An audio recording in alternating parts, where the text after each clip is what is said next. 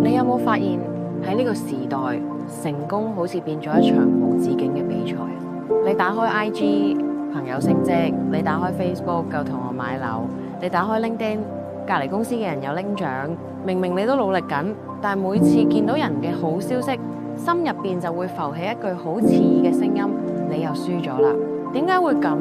點解人哋嘅成功會即刻變成自己嘅失敗？今日我哋就用一個故事講清楚呢個心魔係點樣出現，又點樣可以破解。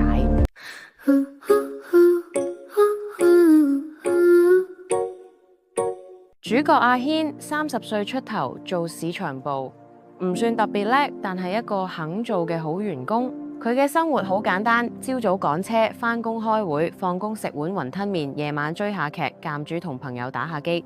佢唔係冇夢想，只係覺得人生唔需要咁急，慢慢嚟都可以。但係最近公司 WhatsApp 群組變咗佢嘅壓力來源嘅，有人分享自己跑完半馬仲影住塊獎牌，有人啱啱考到專業資格啦 ，post 咗張證書，有人買新車影住 steering wheel， 仲有人宣布自己升職，寫住努力終於有回報。阿軒每次睇都會笑笑口 send 個 emoji， 但係心入邊其實好唔舒服，好似每一個成功都喺提醒佢你仲喺度原地踏步。直到公司宣布升職名單嗰日，阿軒隔離位嘅阿澤入職時間差唔多，工作能力都相若，但今次升咗，全公司都圍住阿澤恭喜，氣氛好熱鬧。阿軒都拍手，但佢心口好似俾人重重咁壓住。佢開始胡思亂想，係咪我唔夠好？係咪我永遠都追唔上？係咪我做幾多都冇用？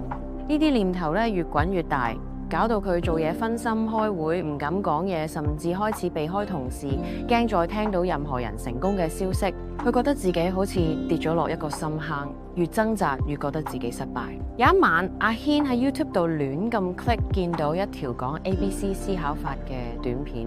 短片講得好簡單，但係好中肯。A activating event 事件發生咗乜 ？Belief 信念你點樣解讀啊 ？Consequence 結果你因為呢個信念產生咗咩情緒？突然間腦海傳嚟一句令阿軒停低嘅話，唔係事件令你痛苦，而係你對事件嘅解讀。佢突然間醒咗，阿澤升職係一件事 A， 但係佢自己加咗一句佢成功我失敗嘅信念 B， 所以先會覺得自己好差。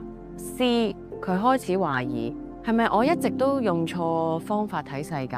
第二日返工咧，阿軒決定試下用 ABC 思考法咧，重新整理自己嘅情緒。A 阿澤升職 ，B 以前嘅信念係佢成功我失敗，但而家佢改成佢成功，佢努力嘅結果唔代表我唔得。C 情緒由失落變成平靜，仲多咗少少動力。佢開始唔再睇住別人嘅進度，反而係專注翻自己嘅工作。佢積極咁主動提出改善方案，開會時多咗發言，甚至乎開始學一啲新嘅技能。幾個禮拜之後，老細就召佢入房傾偈，話欣賞佢最近嘅表現，想俾佢負責一個新項目。阿軒終於第一次覺得，原來唔需要同人鬥快，唔需要同人比較啦，只要走好自己條路，機會自然會嚟咯。最後送你一句：人哋嘅成功唔係你嘅失敗，你唯一需要比較嘅人就係尋日嘅自己。當你唔再被人哋嘅光芒刺到眼，你先會發現，原來你一直都有屬於自己嘅光。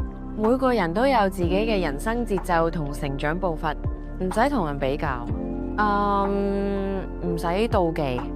咁放低嗰啲負面情緒，欣賞自己嘅進步啦，生活自然會輕鬆快樂。今日講住咁多先，下條片再同你飲啖湯。記得 like 同 subscribe 加 share，拜拜。